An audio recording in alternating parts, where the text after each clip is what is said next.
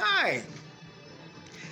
Today I saw a comment on a Facebook post that was talking about these protesters, these anti-mask protesters, and the brutality these police were using among these people. And one person made a comment. Well, the Bible says, here we go, the Bible says in Romans 13, 1 and 2, for thou shalt commit to your boss, your leader, what have you, because this is God's chosen one. And this is what God commands you to do because this person was chosen to lead you.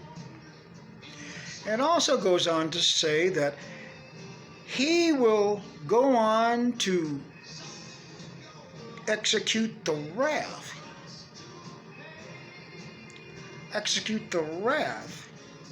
upon you if you do any evil deeds. Now, first of all, that don't sound like a police officer to me. Secondly, we cannot possibly be teaching our children things of this nature. Let me give you another example. The old parable and the verses that mention about obeying your parents and respect thy parents used to be an excellent idea and an excellent way to live your life. Today, 2,000 years later, sure, you should still love your parents and respect your parents, but unfortunately, there are some unsavory characters out there nowadays raising our children. We cannot always influence these children to always do what we tell them because we're saying the Bible says so, and some of these poor children get confused when the reasoning and logic hits them when they see something that really does not make any sense.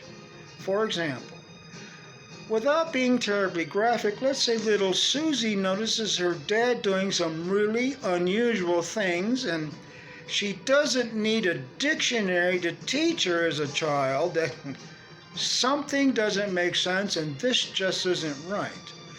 We cannot be telling Susie 4 hours later that the Bible says we must respect our parents no matter what and love them because God said so.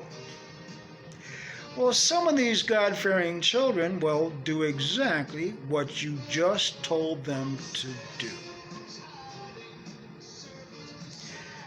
We can also not be telling our children, okay, Tommy, you just came home from your part-time job at McDonald's. And Peter Pucker, your boss at McDonald's, told you to mop the floor and clean out the toilets. Do it, because God said so. Well, okay, that's close. But if we say, tell me more, Tommy, and Tommy says, you know what else Peter said to me? What'd he say, Tommy? He told me to eat shit. Now, you can't possibly sit there and go, no, don't do that. Because then, what are you preaching them?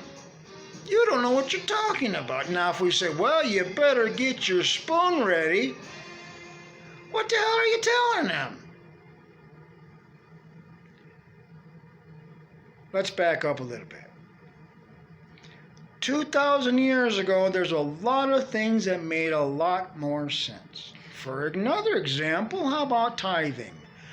10% of your income, your tithing, will go to the church.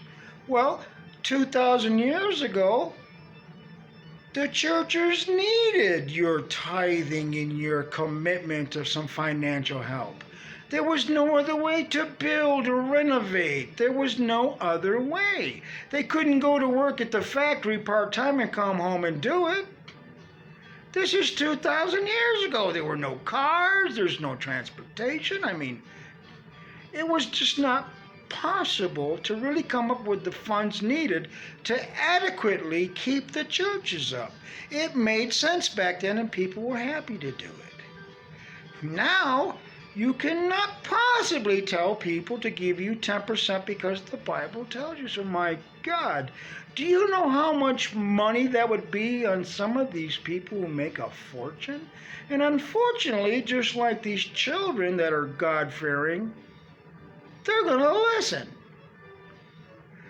There are better things to do with your money than to give that much. Give some to the church, yes. But to give a fortune away to the church because you think you're doing something for God is just silly. It's ludicrous. You're not helping God at all by giving Him all your damn money. Keep that money, feed yourself, keep yourself happy, keep yourself healthy, and take care of your family. My God, take care of your pet. Take care of anything. Don't give it away to strangers. You don't see that money unless you work for the church. Once it goes in that tray and goes away, especially if you give a $500 check out. Stop! If your church needs golden door handles to operate, your ass don't need to be there. Because if you're going there to talk to God, I don't think He's real impressed with the golden door handles when you're sitting there skinny because you haven't eaten in a week.